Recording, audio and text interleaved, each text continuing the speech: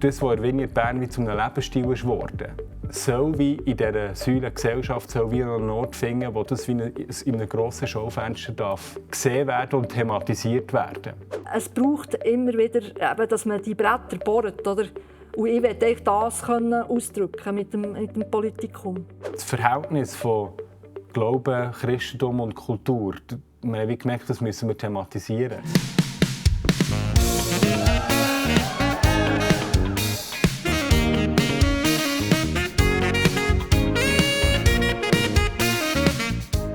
Herzlich willkommen beim Videochat von Vineyard Bern. Wir befinden uns in dieser Serie über unser Herz für Bern, das auf ganz unterschiedliche Säulen aufbaut. Und das ist auf der einen Seite ist das die Säule Gemeinschaft, die Säule Dienst am Nächsten, Kunst und Kreativität und Gesellschaft. Und Gesellschaft ist eine ganz spannende Säule und die werden wir jetzt ein bisschen zusammen näher anschauen. Und hey, schön bist du dabei, komm doch einfach mit.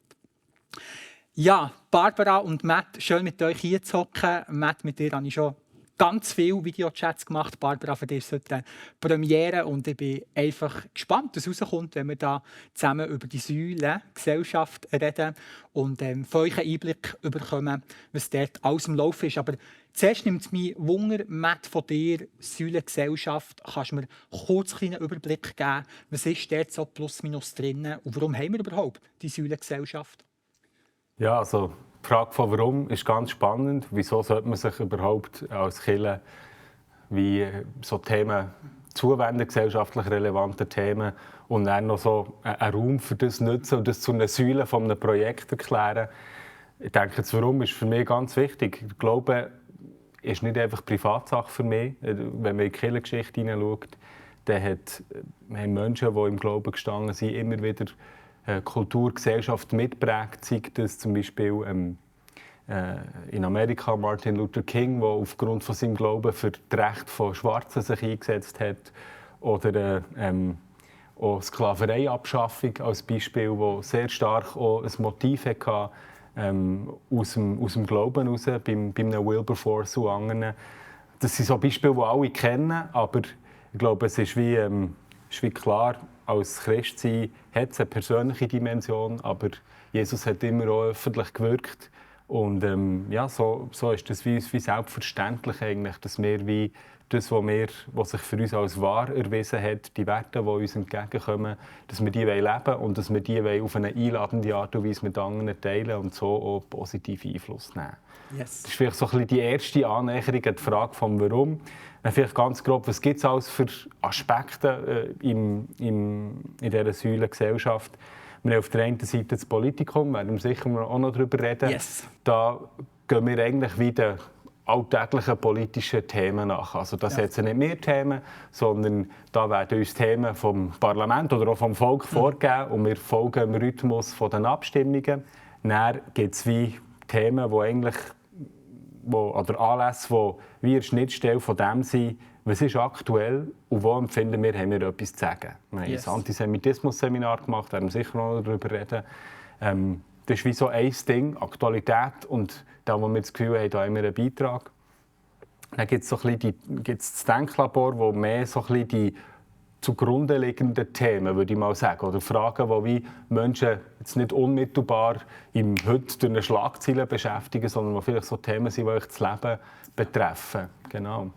Yes, wir werden ganz unterschiedliche Sachen zusammen besprechen jetzt in dieser nächsten halben Stunde. Aber Barbara, von dir würde mich natürlich auch interessieren, wie ist so dein Bezug zum Thema Gesellschaft? Wie bist du vielleicht auch in die Säule hineingekommen? Also ich bin schon seit langer Zeit politisch aktiv. Ich habe jetzt überlegt, ob zuerst meine Gesellschaft oder der Drang, mich gesellschaftlich zu engagieren oder das politische Engagement zuerst war. Ich glaube, es ist schon das politische Engagement, Ja. Weil mir das einfach spannend gedünkt hat.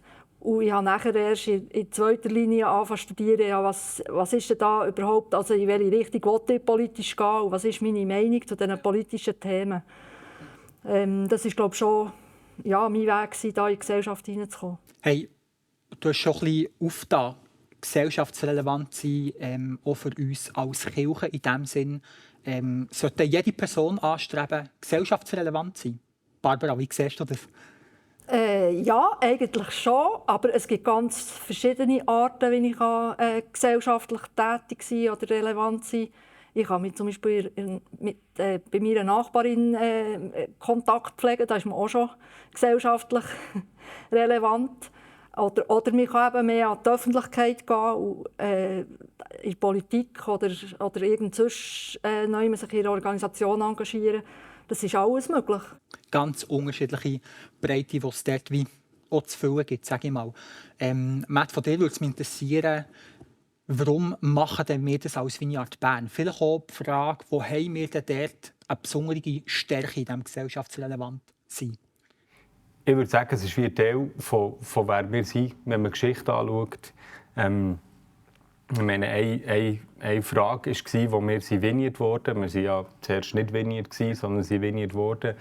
Hat John Wimber gesagt, hey, schau, wenn ihr nicht euch den Armen zuwendet, könnt ihr nicht Vineyard sein. Und da ist wie so ein Prozess gelaufen, wo wie damals mein Vater, der Ben, andere aus der Leitung wieder auseinandergesetzt, wer sind die Armen. Und so hat wie der Hunger, die Hinwendung zu Menschen am Rand, hat hier angefangen. Und mit Menschen am Rand, das ist ja nicht einfach quasi nur etwas, was mich heute hier beschäftigt, sondern mit dem kommen dann sofort andere Themen werden plötzlich relevant. Wenn du denkst, okay, Menschen, die hier am Rand stehen, die haben irgendeine Geschichte, da gibt es Strukturen, die vielleicht dazu geführt haben, dass die am Rand stehen. Und sofort ist man in Themen, die irgendwie grösser sind und die gesellschaftlich relevant sind. Und plötzlich setzt man sich für mehr soziale Gerechtigkeit ein. Plötzlich entstehen unterschiedliche Projekte. Es ist ja auch interessant in Vineyard, dass es ganz viele verschiedene Leute gibt, die dann selbstständig angefangen haben, Projekte anfangen, sei das in anderen Ländern, wo sie dort hier Bezug hatten, wo man sich für Waisen einsetzt. Da ist wie etwas in Vineyard Bern, hat das wie angefangen, zu einem Lebensstil zu werden, würde ich sagen. Und so ist eigentlich für mich das, was in Vineyard Bern wie zu einem Lebensstil ist geworden, soll wie in dieser Säule Gesellschaft wie einen Ort finden, wo das wie in einem grossen Schaufenster darf gesehen werden und thematisiert werden. Yes. Wir haben schon so ein verschiedene Formate, verschiedene Angebote aus der Säulengesellschaft darüber gehört. Und wir steigen dort mal direkt ein mit Denklabor. Das ist das, was du schon erwähnt hast. Gell? Das ist wie ein langfristiges Angebot, sage ich mal. Etwas, das immer wieder kommt in unterschiedlichen Staffeln. Wir haben dann noch andere, wo wir auch noch drauf gehen, die langfristig sind. Und wir haben auch noch die kurzfristigen. Aber zuerst bleiben wir mal beim Denklabor. Wenn ich noch nie dort war, was kann ich mir unter dem vorstellen?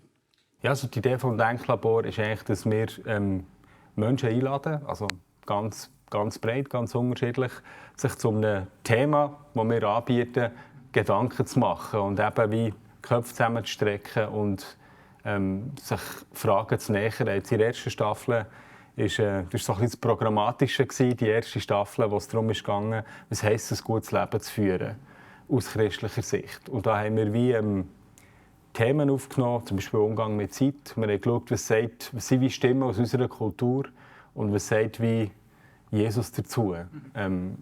Eigentlich in Anlehnung an einen Kurs, der der Yale Uni angeboten wird, wo wir das Material brauchen. Es war eigentlich wie eine Kollaboration. Das heisst, es sind wie Themen, die wir wie empfinden, die sind wie so zugrunde liegend. Das ist wie so eine Schnittstelle zwischen Glauben oder Christentum und gesellschaftlich relevanten Themen, die Menschen beschäftigen. Und da gibt es meistens dann eben ein Thema, das wird von jemandem oder mehreren Leuten vorbereitet und dann diskutiert man darüber. Genau. Denklabor, du hast gesagt, zuerst das gute Leben, die zweite Staffel war etwas mit Bibellesen, gell? Ja, die zweite Staffel ist so ein Christ and Culture, also wie verhalten sich Glaube und Kultur. Wir haben wie aus der ersten Staffel haben wir wie gemerkt, also da haben wir eben über ganz unterschiedliche Themen vom guten Leben geredet und haben wir wie gemerkt, dass wie das Verhältnis von Glauben, Christentum und Kultur, wir haben wie gemerkt, das müssen wir thematisieren. Ja. Wie verhält sich der Glaube zur Kultur, auch weil es ganz unterschiedliche Zugänge gibt. Die einen, die ganz so die Opposition gesehen haben und andere, die gefunden haben, Kirche ist immer hinterrein. Und dann haben wir wie gesagt, hey, das ist wie relevant. Das ist auch so wie ein zugrunde liegendes Thema. Ja, wie verhält sich der Glaube und Kultur? Und für uns war das so klar gewesen. Es ist eigentlich wie etwas, was wir wie möchten Menschen zeigen, dass es eben, wie soll ich sagen, nicht ganz so banal also linear ist, sondern durchaus eine gewisse Komplexität hat. Also wir verhalten uns in unterschiedlichen Themen unterschiedlich als Menschen, die sich auf Jesus beziehen. Ja, es gibt Themen, die wir wirklich auch von Kultur lernen und wie uns mitnehmen in etwas. Und es gibt andere Punkte, wo wir auf jeden Fall eine eigene Meinung haben und auch nicht uns scheuchen, dort hier eine Meinung zu beziehen, die vielleicht entgegen der Öffentlichkeitsmeinung ist. Yes. Politikum, ein weiteres Ding, das, könnte man sagen, langfristig angedenkt ist, eben vielleicht nicht ganz so häufig dann im Zeitraum wie ein Denklabor, das eigentlich fast nicht wöchentlich ist, sondern der Matt hat schon eingangs erläutert, dass es dort irgendetwas um Parlament geht. Barbara, Politikum, was ist das genau? Was kann ich mir dort darunter vorstellen? Also es gibt 4 eidgenössische Abstimmungstermine im Jahr, also die sind schon immer sehr weit zum Voraus schon bekannt.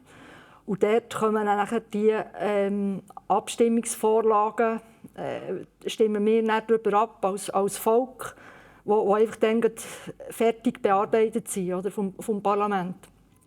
Und wir sind dann auf die Idee gekommen, das heisst, ja, ich bin angefragt worden von Martin Bühlmann und er hat die Idee gehabt, wir könnten doch einfach eine Woche vorher, am Sonntagnachmittag, einfach über diese Abstimmungsvorlagen reden.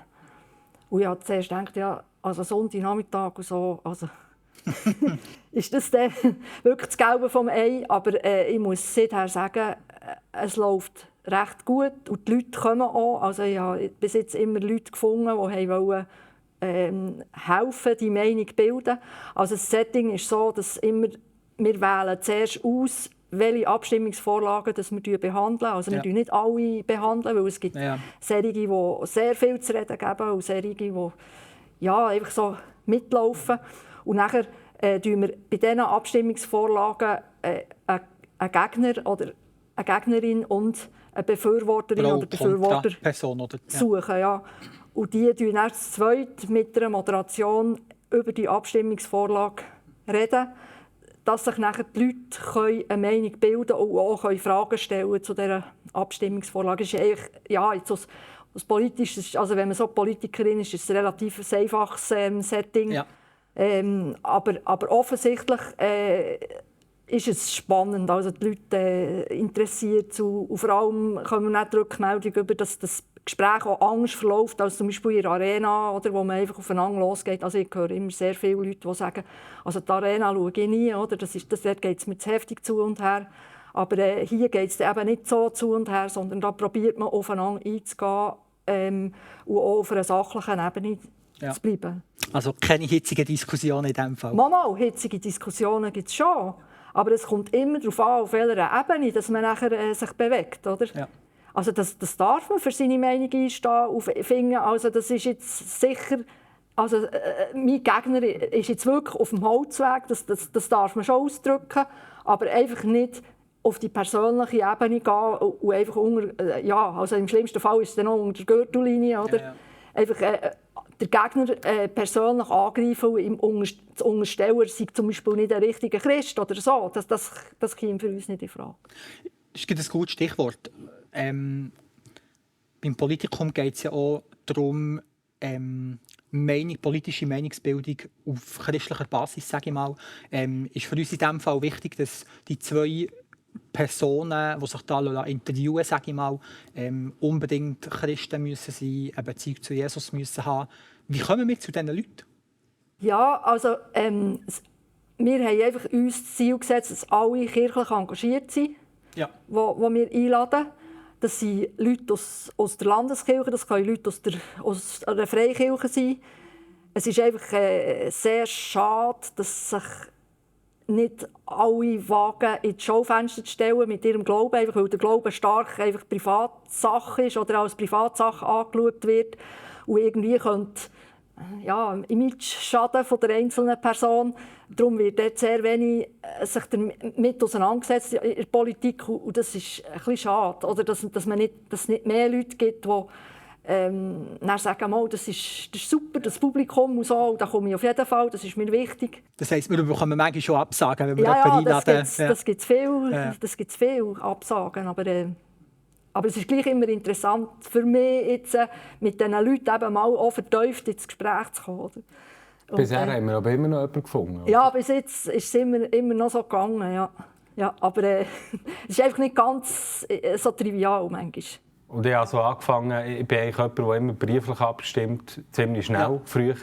Und ich habe so angefangen, meine Stimmabgabe zu verzögern bis zu dem letzten Sonntag, wenn ich Teil davon sein kann. Und mir einfach das nochmal mitzunehmen in meine Meinungsbildung. Und ich finde im Fall ganz spannend, dass eigentlich, wir leben ja immer, du hast gesagt, oder Arena ist eigentlich immer wie polarisierter. Und dann hast du so Leute, die sich, wie soll ich sagen, verbal ein bisschen geringer einschlagen. Aber ich finde es mega spannend und ein mega Beispiel, dass wir hier Leute haben, die haben ganz unterschiedliche Meinungen, also noch jedes Mal. Aber es ist eben wirklich eine Diskussion, wo dann nicht am Schluss bei dir bleibt die aggressive Haltung vom einen oder vom anderen, sondern die wirklich sachlich ist und auch in dem Sinne fair und wo mir dann auch wirklich hilft, mir wirklich ins Nachdenken bringt. Mir nicht einfach emotionalisiert.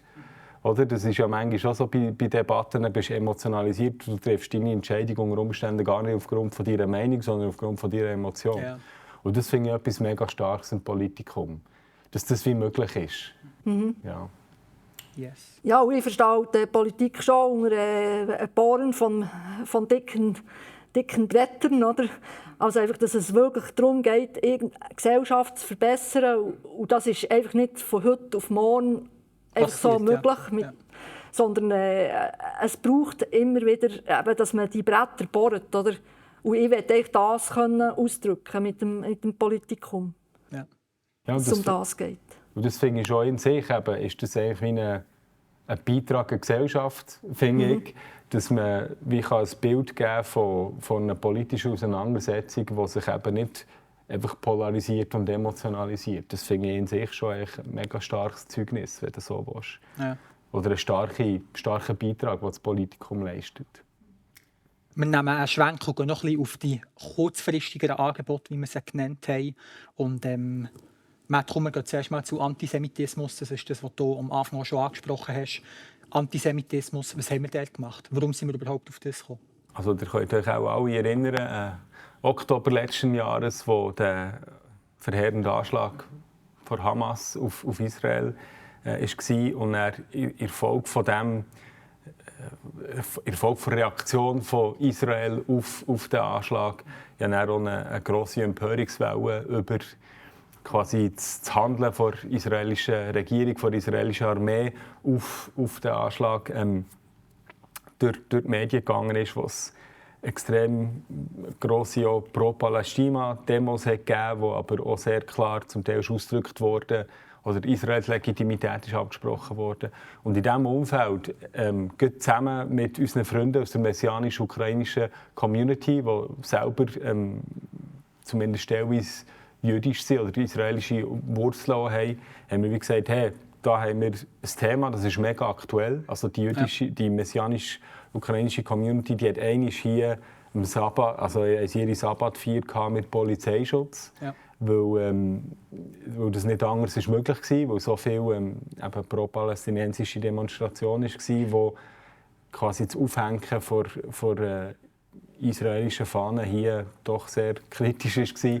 Dann haben wir gesagt, hey, da haben wir Leute, die betroffen sind, da haben wir auch Leute, die etwas zu sagen haben. Und dann haben wir wieder ein Seminar gemacht. Und es war wirklich richtig spannend. Wir haben einen Freund, der Politikwissenschaftler ist, aus der Vineyard in Vineyard in Deutschland haben wir eingeladen.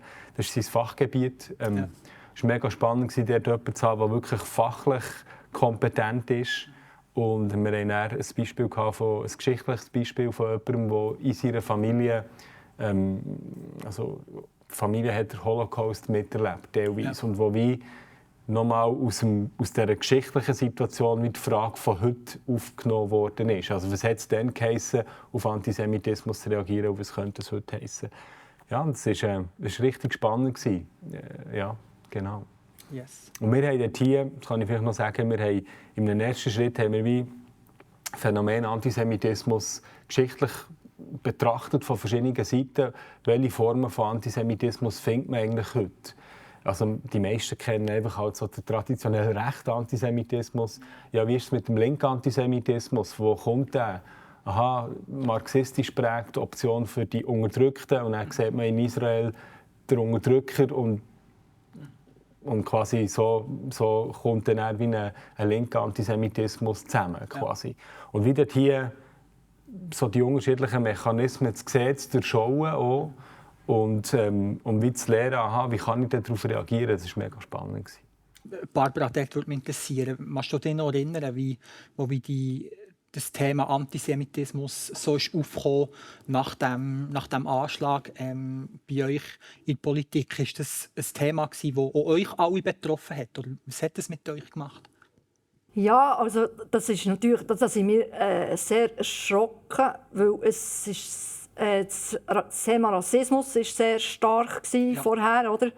Und dann plötzlich ist der Antisemitismus wieder aufgepoppt, oder? Wo man eigentlich gemeint hat, das hat man im Griff. Ja.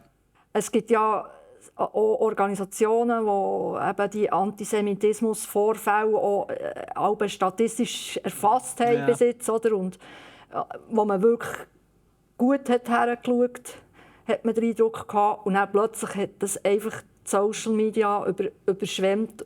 Und wir mussten einfach das wie neu wieder müssen aufgreifen. Also wir haben nachher, ja, also ich bin ja in der EVP, oder, hat man nachher auch Vorstösse gemacht im Stadtrat.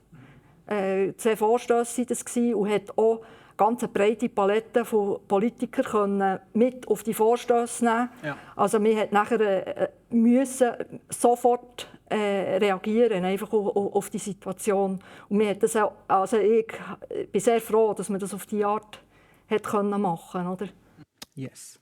Wir haben noch 2, 3 weitere kurzfristige in diesem Sinne Events gehabt.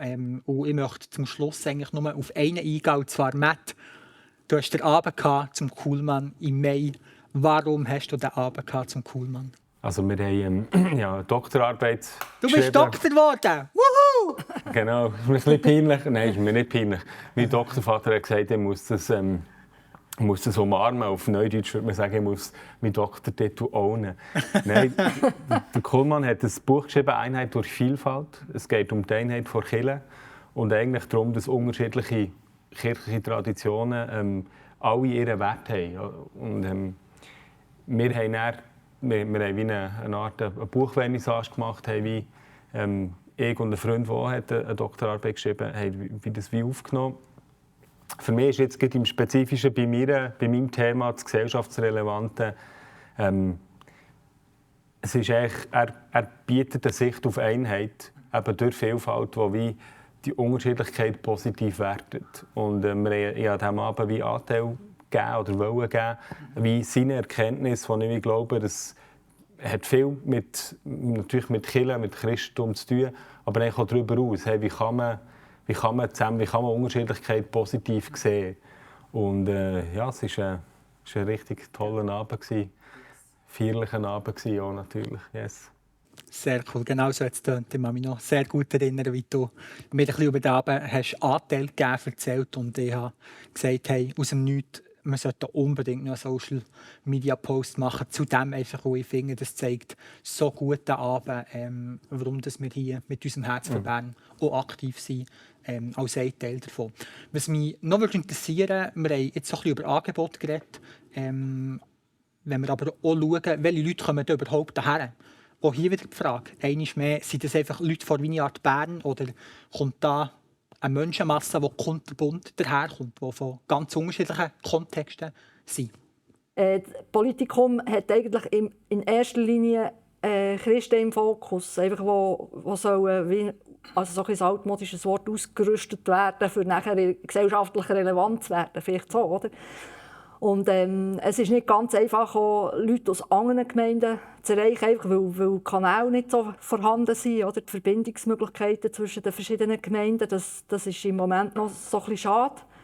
Aber an sich, wenn jemand von dem erfährt, von dem Angebot, das interessiert ist, habe ich schon viel Erfahrung gemacht, dass sie nachher einfach plötzlich da hocken, oder Leute aus anderen Gemeinden und nachher einfach eine Art Politik auf einer anderen Ebene erleben.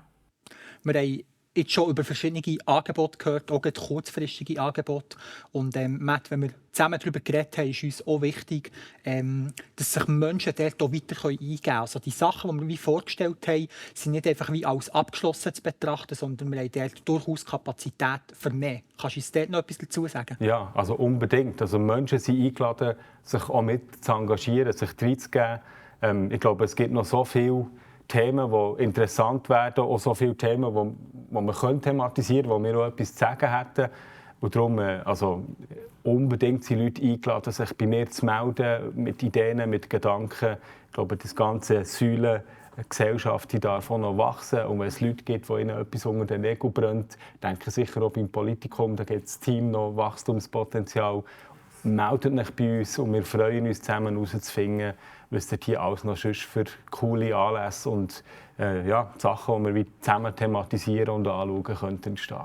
Hey, ich danke euch ganz herzlich, seid ihr dabei gewesen, habt ihr uns Anteil gegeben, reinschauen, was in der Säulengesellschaft so alles am Laufen ist. Und wenn du das vielleicht schaust oder hörst, dann möchte ich dir einfach mitgeben, komm mal vorbei, schau mal rein. Und wir haben vorhin ja kurz darüber geredet, wie kommen die Menschen hierher.